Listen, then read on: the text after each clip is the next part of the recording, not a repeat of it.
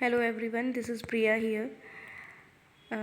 आज मैं एक टॉपिक लेके आई हूँ इंग्लिश पेडागोजी का, phoneme, morpheme, syntax and semantics.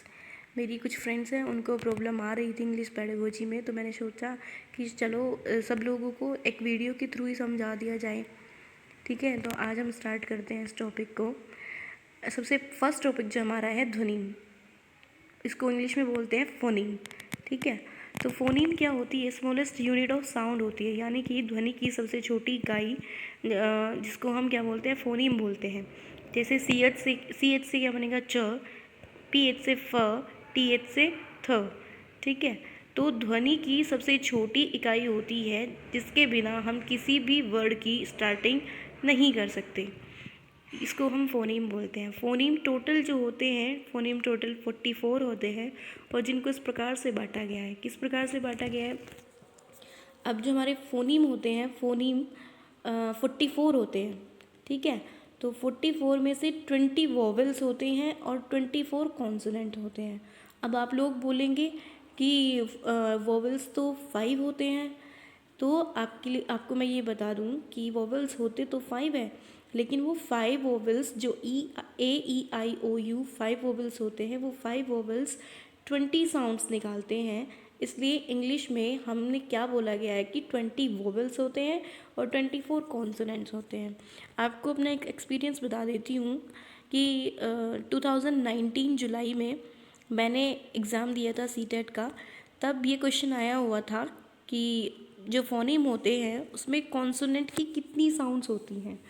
तो मेरे को तो आंसर ये उस टाइम पे पता नहीं था, तो मैंने क्या किया, मैंने जो 24 में से मेरे को पता, मतलब कुछ आइडिया था थोड़ा बहुत, मैंने कहीं से सुना था कि 24 होती हैं फोनीम्स।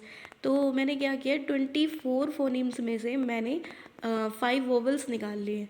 फिर मैंने सोचा अब बाकी जो रिमेनिंग है वो कॉन्सोनेंट होंगे, बट ये मेरा क्वेश्चन क्या था, वो गलत था। इसलिए आप लोगों को बता रही हूँ कि फोनीम जो होते हैं वो 44 होते हैं, और उसमें उनको इस प्रकार से बांटा गया है, 20 वोवेल्स होते हैं और 24 कॉन्सोनेंट होते हैं। आपका ये क्वेश्चन आ जाता है कि फोनीम में कितने वोवेल्स होते हैं या कितने कॉन्सोनेंट होते हैं, उनका नंबर पूछ लिया जाता है। फिर नेक्स्ट आता है हमारा मॉर्फीम। अब मॉर्फीम किसको बोलते हैं? A morpheme is the smallest meaningful unit in a language. यानी कि मॉर्फीम क्या होता है लैंग्वेज में? एक कोई भी सबसे छोटी जो यूनिट होती है, सबसे छोटी जो यूनिट होती है, उसका क्या होना चाहिए? वो मीनिंगफुल होनी चाहिए, यानी कि उसका कोई ना कोई मीनिंग ज़रूर निकलना चाहिए। जैसे अभी हमने ऊपर हमने क्या पढ़ा था? हमने फोनीम पढ़ा था, है ना। अब हम मॉर्फीम पढ़ रहे हैं, तो एक छोटी सी यूनिट, एग्जाम्पल लेते हैं कि एग्जाम्पल है यूजुअल। अब यूजुअल में हम क्या ऐड करेंगे? अन ऐड कर देंगे, तो ये क्या बन जाएगा? अनयूजुअल बन जाएगा। अब आप कहेंगे कि ये कैसे हुआ? अब देखिए, जब हमने अन को ऐड किया, तो अन का क्या होता है? अन का खुद में ही एक मीनिंग होता है। ये हमेशा अन क्या नेगेटिव सेंस में मतलब यूज़ किया जाता है, या इसका नेगेटिव क्या होता है? मीनिंग होता है। सपोज़ काउंटेबल हो गया, तो काउंटेबल होता है जैसे, तो जिसको हम काउंट कर सकते हैं, और उसमें हम अन ऐड करते ही क्या हो जाता है?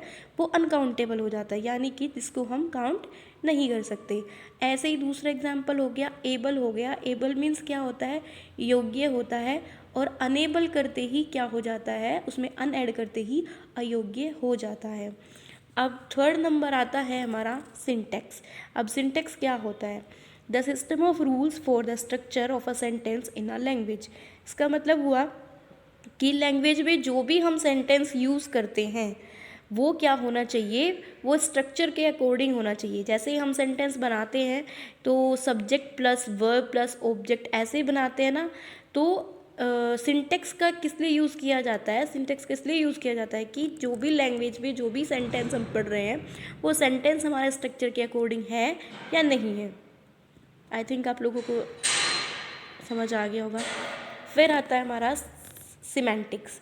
The study of the meaning of word and phrases, यानी कि जो भी वर्ड्स और फ्रेजेस हम यूज़ कर रहे हैं उनके मीनिंग की स्टडी करना। Example, my uncle has expired.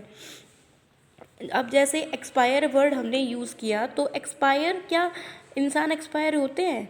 नहीं, इंसान एक्सपायर नहीं होते। या तो वो उनके लिए पास अवे यूज़ किया जाता है, या हम उनके लिए डेथ यूज़ करते हैं, डाइड यूज़ करते हैं।